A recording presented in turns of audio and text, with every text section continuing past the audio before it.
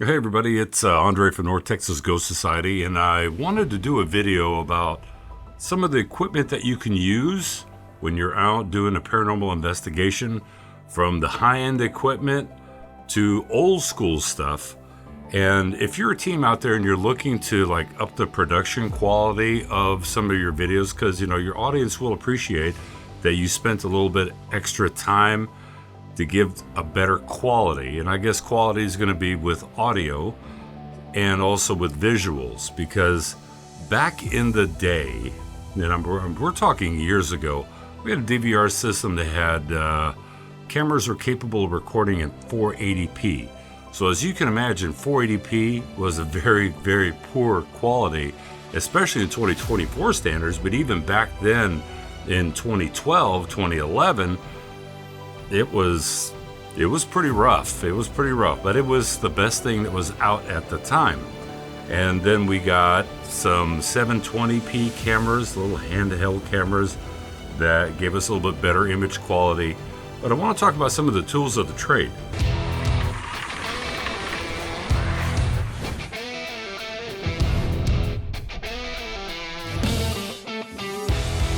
And the first one is probably going to be audio. So my first love when it came to paranormal was with EVPs. That's what really attracted me to the paranormal, because I caught some EVPs that were really intriguing, I guess is a good way to put it. And so I wanted to go on that adventure of EVPs. So the recorder that I first used was a high quality recorder back in the day, and it's still a very good recorder now, and I still use it today, and that is the Zoom H4n. And then I got a Zoom H6, I got a Tascam, which is very good, the DR-05. Anything that records in a WAV format is going to be really, really important, because a WAV format in an audio sample is much cleaner and not compressed as an MP3 would be. So kind of keep that in mind. So try to get yourself a good recorder. You don't have to spend hundreds and thousands of dollars on a top quality recorder. You can get something like this little Zoom right here, which is what I'm actually recording audio into from a boom microphone. That's going into a 3.5 millimeter audio jack going into that. So that gives me some clean audio. When it comes to other equipment that you can use, okay, you can get EMF detectors. There's a wide range of them out there. You can get the K2 meter, which picks up EMF. You can modify it and put a little buzzer on it so that it'll buzz.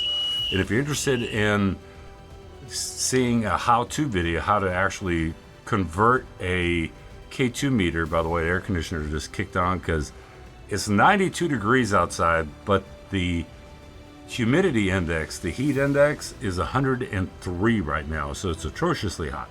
Anyway, if you're interested in seeing how to convert a K2 meter over to have the little audio buzzer on there, let me know down in the comment section, and I'll do a video of a how-to to convert that over. So Andre, what is it that you use? Well, I use a lot of equipment, and I'm not saying that you have to go out and go spend a ton of money to use all of these different types of equipment, like the DMX. What a great item from Dark Matter Technologies. Unfortunately, it's not around anymore. There's a long backstory about that, and I'm not going to divulge it. The cameras that I use, if you want to go inexpensively, you can use an action camera when you're out and about. Try to at least get some 1080p footage. Now for me, what I like to use either the GoPro Hero 10, 11, or the GoPro Hero 12. Reason being is the audio is very good and the image quality is very good at 5.3K. So that's something to kind of keep in mind. I would say stay away from the Hero 9 because it has a very horrible audio popping problem.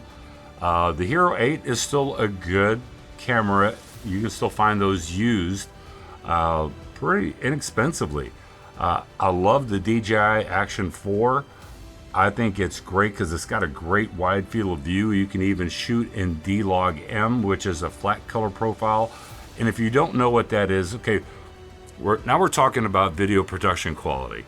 So D-Log-M is like a log color profile. It gives you a lot more dynamic range And you're probably thinking, well, for paranormal investigation videos, you really don't need a super high quality camera with something that records in 10-bit. Now 10-bit is the color depth, so instead of having millions of colors, you have billions of colors. So 10-bit gives you a lot more color range, and if you have a chroma sample of 422, like the camera that I'm using right now, the Sony a7 IV, and then I've got the Sony FX30, and I love this with the 11mm lens, shoots 10-bit. The camera that you're watching is right now full frame camera. This one here is a Super 35, and it's still part of their Sony Cinema line. Unbelievable video quality that comes out of that camera. The next camera that I would say I would recommend is the DJI Pocket 3.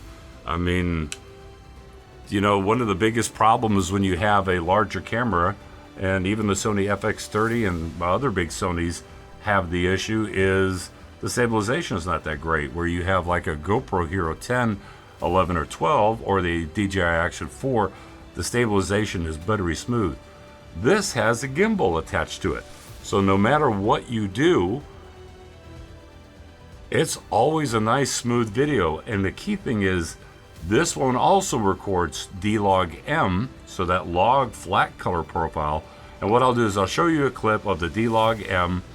So what it looks like is just a very flat color profile, and then you can do a lot of color grading with it, like you see here, and now all of a sudden all the colors pop. And if you choose to use normal color mode, this is what normal color mode looks like with the DJI Pocket 3.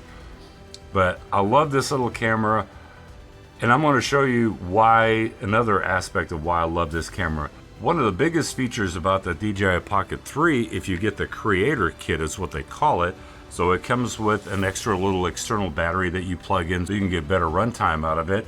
And then it comes with the DJI Mic 2. Now, this records 32-bit float audio. And I'm really looking forward to testing this out in the field for EVPs. So for all the paranormal investigators out there, you know that when you catch an EVP, sometimes it is very quiet. It's very whisper-like, very muffled.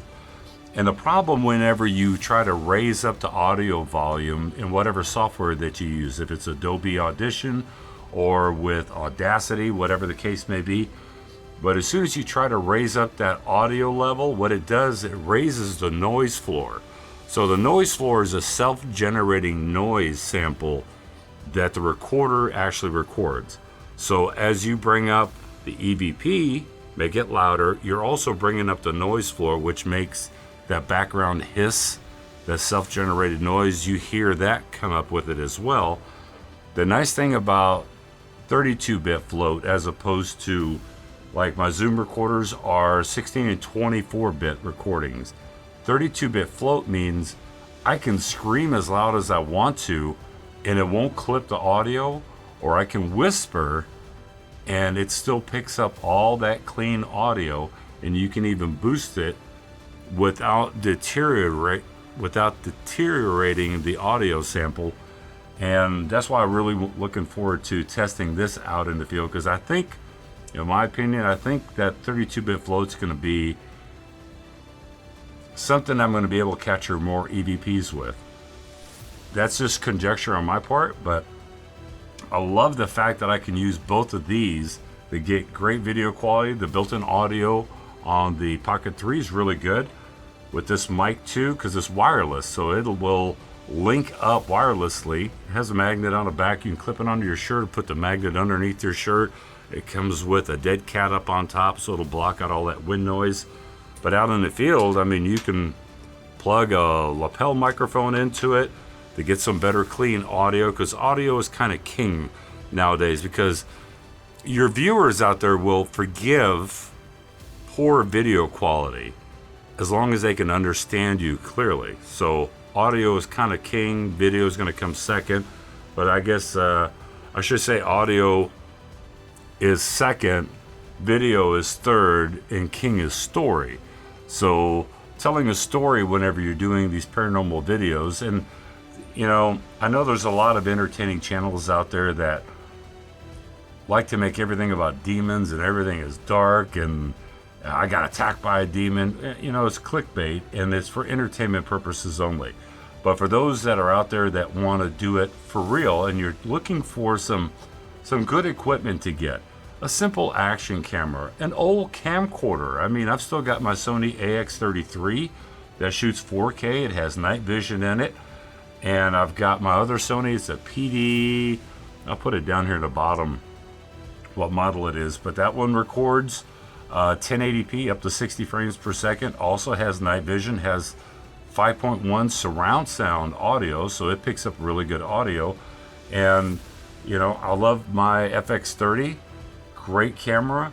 So you can go expensive or you can go less expensive, and either way it really doesn't matter as long as the audio and the video quality looks pretty good.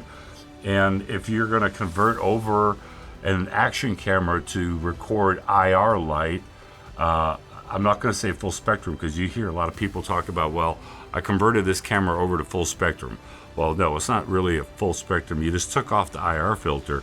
But if you'd like to see how to convert an action camera over to IR, to where it's sensitive to IR light, and you can pick up IR lights really cheap on eBay or Amazon. I'll put a link to that video right up here of how you can convert over an action camera to see IR night vision. So we talked about recorders. We talked about EMF meters. Has EMF been proven? Yes and no. Because of the DMX that I got from Dark Matter Technologies, it records EMF, ELF, and VLF, like very low frequency EMF. And it has a built-in recorder, audio recorder, and it also logs real-time sample of the time and how everything fluctuated. And I can tell you that there's been captures that I've had with it that correlate with a spike in VLF or ELF and EMF at the same time. I kind of ignore EMF because EMF is going to be more prone to be susceptible to power issues. If you're close to a wall socket or a light switch, even a phone.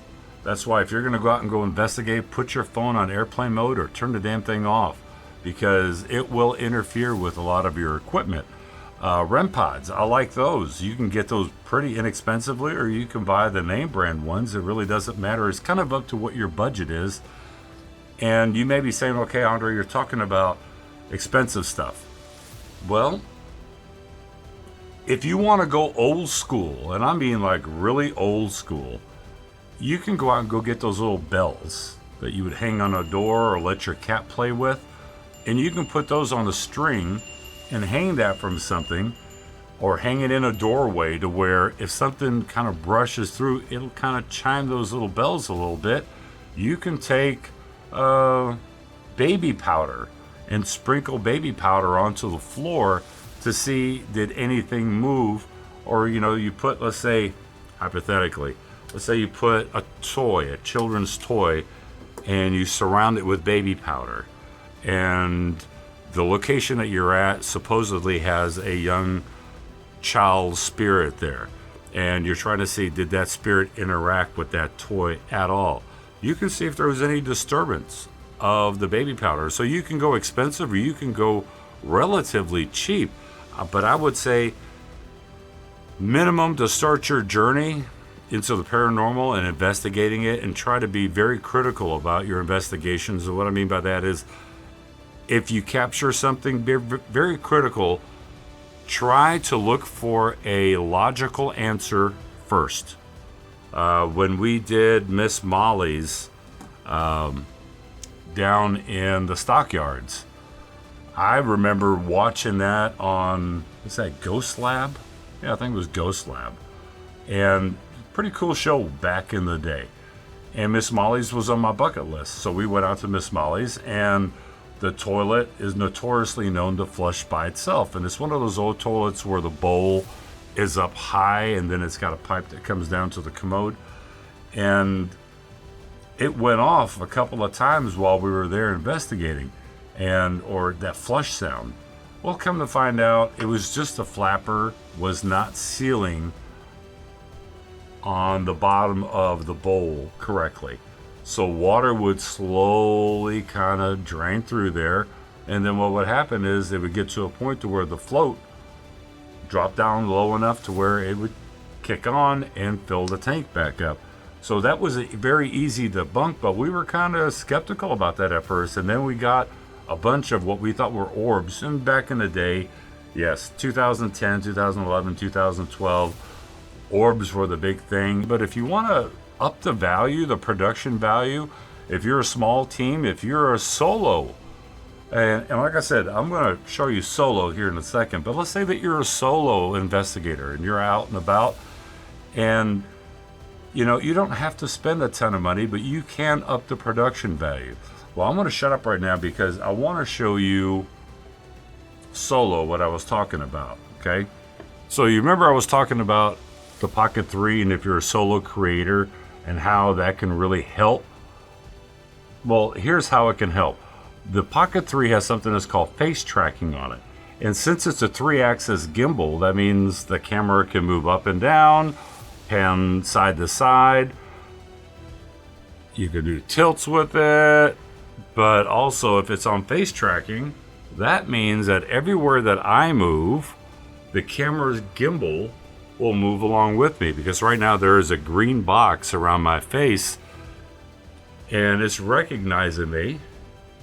So no matter where I move, as long as I'm within the gimbal's reach, so I can do a basic walk and talk about a situation. I can come up to the board here and I can talk to you about whatever's happening on whatever date that we're going to be doing something. But it leaves you hands-free and you don't need another cameraman. It's like having a cameraman. So now we're back on the Sony a7 IV, and as I've shown you, the DJI Pocket 3 is a great solo creator camera.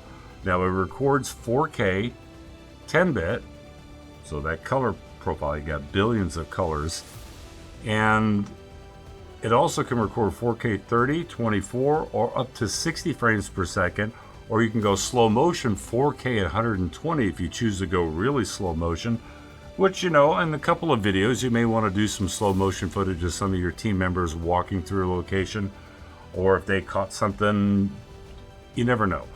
The next piece of equipment, and probably the last for right now in this video, is ghost boxes. So you can have a Radio Shack 20-125 like this one here. You can either buy them on eBay pre-hacked, or you can purchase one and hack it, but make sure that is a hackable one. Because Radio Shack, they did release one that was unhackable, so it didn't hack the same way if it was hackable at all. This is the only thing I'm really going to say when it comes to ghost boxes. I will be doing an experiment where I can definitively prove that a ghost box either works or doesn't work.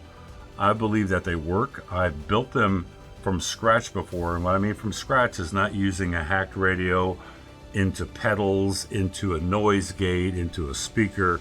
I'm talking about building the actual tuner, building the sweep circuit to make it sweep. And there's something about a custom ghost box where the tuner in the sweep circuit has been built from scratch. There's something about those that I think there's something between the builder, and I'm not saying metaphysically that spirit, the other side, trying to help you, they have some kind of imprint on it, but they seem to work better. But I've had great responses with hacked radios too. It's all about making that connection. So if you want to get a hacked radio, get a hacked radio. Try to debunk what's being said. Here's a great example. I've shown this one before in videos of Cindy out at Old Hood County Jail and Museum out in Granbury. And listen to this. You.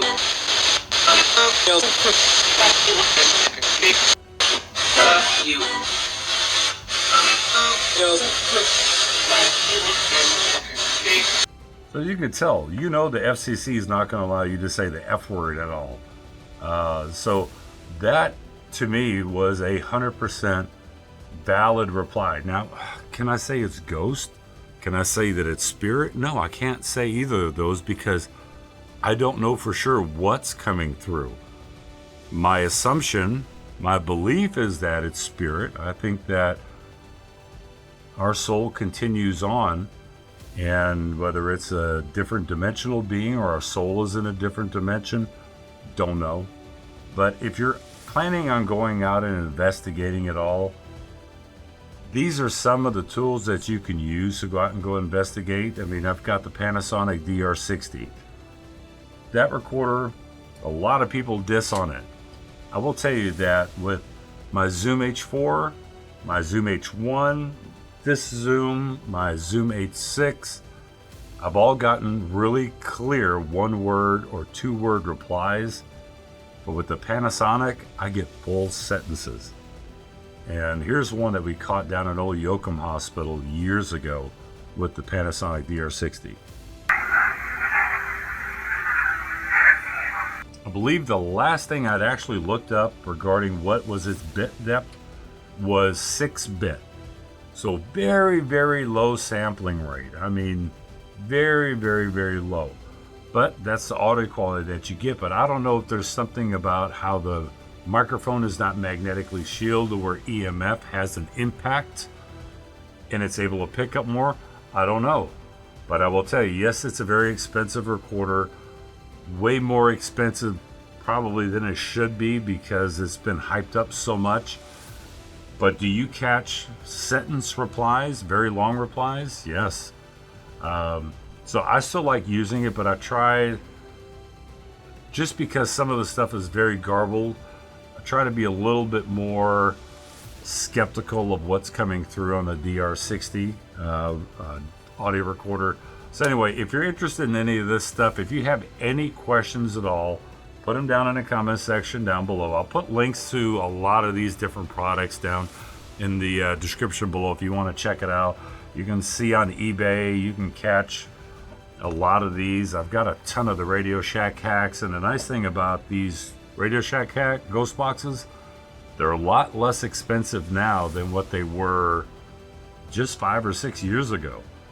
So where this bad boy used to bring $200-300, you can catch one for like $80 that's already been hacked. So if you are going to do review, kind of like doing a video review where you have to watch every second, and sometimes you have to go through a couple of times because your eyes will blink or you'll look away from the monitor. Listen to your audio 5, 10, 15, 20 times to try to listen for those really small, relevant replies. Sometimes they talk amongst themselves. It's very weird, and they'll talk about you. But if you're doing an investigation, pay very close attention to the quality of whatever evidence that you capture before you put it out. And if you don't know, be free to listen to some feedback from your audience, because they may have better ears than you, because I'm getting older, so my hearing is not as good as it used to be, and I have to use headphones and crank them up sometimes to really hear it. But this is some of the gear that we use. Like I said, if you have questions, comment down below. Tell me what you use. Tell me what has been the most successful piece of equipment that you have, because I'd really be interested in hearing what it is that you use out there and what kind of success that you've had with it. And because I've tried those little cat balls before, Cindy and I have, got nothing. Those things didn't light up, nothing at all. But then again, I don't know. It was the first time I used it, and I was kind of skeptical. Maybe my skepticism kept the other side from messing with it. I don't know. But I'm willing to give it another try, or 2 or 10. Regarding ghost box stuff, like I said, I've got an experiment coming up. I have to go to a part of the country. Well, I'm not going to spill the beans, but it will rule out for sure. Phone apps, I'm not going to tell you to use them. I'm not going to tell you not to use them. I'm going to tell you, be cautious. Be cautious, because, and I'm not talking cautious because of anything negative. I'm just saying be cautious because these things are built for paranormal entertainment only. And if you're a spirit and you talk, maybe somehow a ghost box, while it's scanning and sweeping, it's picking up some of that mental frequency of you talking. An EVP, maybe it's such maybe it's riding on an EMF carrier wave to where the microphones of these recorders pick them up. I don't know if spirits know a whole lot about iPhones, especially when you're in a location that is from the 1800s. So just be careful. Try to ask for validation. If you get any responses, it has to be a direct response to the question asked. So this video is turning into a long video, but hey, if you're new into the paranormal and you're trying to think about, what equipment should I get? What equipment would it be nice to get down the road? Or maybe you're a paranormal investigator with a team right now and you're trying to up the game a little bit. So you're looking for some better video quality and better audio. Maybe this video was helpful. If it is helpful, give it a thumbs up. And if you're new here, consider subscribing. Once things calm down heat-wise here, and unfortunately, Texas, we've got June, July, August, September, and part of October. So the next 4.5 months are going to be brutally hot. We're going to try to go to locations that at least have air conditioning, because if they don't, Hood County Jail in the summer, like August, we did that once or twice. When it's 130, 140 degrees upstairs, yeah, that's hot. You can only investigate like 10 minutes at a time, and then you got to take a break. Anyway, hope you guys found this very useful. And like I said, comment below. Let me know what equipment that you use. And as always, remember to keep it spooky. Bye.